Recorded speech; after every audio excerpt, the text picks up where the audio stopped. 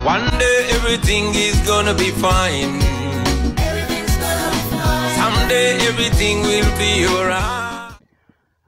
Bobi Wine ali omu ku basajja abakyasinze okubeera nga batabu mu kintu ky'omuziki nga newabeera nga ali mu kuyimba nga tekuli kivuga mwattu owulira ddala nga kyayimbye nga kirungi ate nga kinyuma.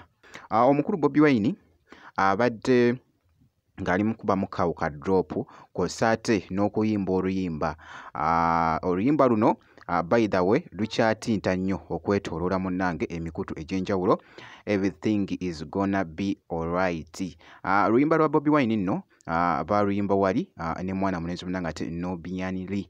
Byengenda okubeera nga nkutuusaako mwana mulenzi ono omukulu Bobi Wine nga konfaminga munnange ate ekigenda okubeera e London wali nga akakasa. Ngenda kubeera nga mbikutuusaako maaso awo kw'ossa ate ne mwana mulenzi munnange ate King Saha akyali kyotera munnange wulira engeri gy'ali mu kuyambamu munnange ate abaana b'essomero esayidi eno. Bambite Jaminati nsinzira ku Jaminati Yogi kansooke nkutegeezeeko akatambi k'omukulu Bobi Wine wali muganda wange mu butuufu alina engeri gy'ayingiddemu kaawo ng'ali mu kuyimba awo. By the way kubaddeko ekivuga ng'ali mu kwogera naye ddala nga owulira ddala nga munnange ate eddoboozi nga ddungi nnyo okukamalako obumazi. Everything is gonna be fine. Someday everything will be alright. London, yes man, to all the friends and family in London, we'll be coming to you soon. I know many of you feel stressed and angry that the concert has been postponed, but you always push for the better. So yes, it is true.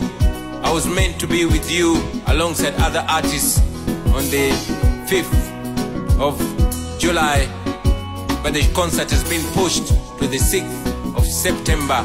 So mark the date, friends and family. Everything will be alright. London, everything is gonna be fine. Someday everything will be alright. Someday everything is gonna be fine. Everything's gonna be fine. One day everything will be alright.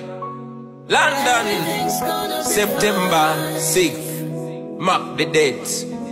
Bus. Ne mwana mulenzi munnange ate Nobiyani Lee era ng'akakasizza jjukira nti nno Bobi Wine ne Nobiyani Lee kw'ossa ate n'abalala bategekeddwa munnange ate mu kibuga London waliyo festival munnange ate ey'amaanyi ennyo egenda okubeera munnange ate esayidi eyo. Omukulu Bobi Wine bw'ati bw'abadde akakasa mu katambi.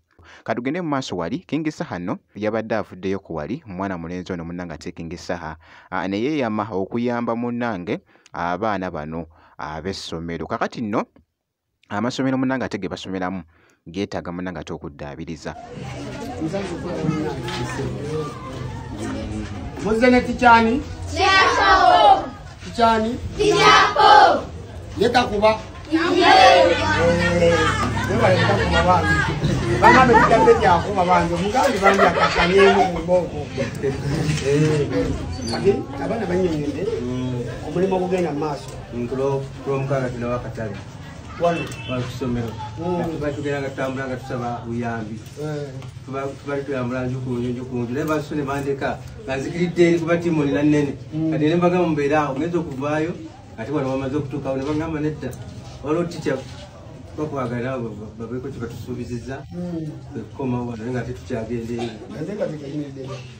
Nteekateeka tuli mukungaanya bintu naye katale ka lwa mukaaga twatuyisizaako n'ekizindaalo abantu bamu babadde bakimanyi Tujje mu katale tekinaakola kagambe akatale ndoza kajja kutandika ssaawa 4 ojja kunona wano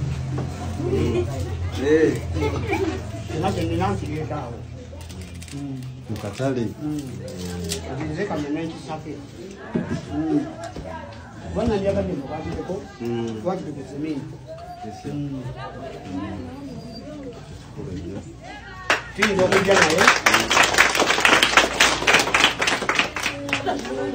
okujja naye oba okujja okulabamu embeera we banga bitandise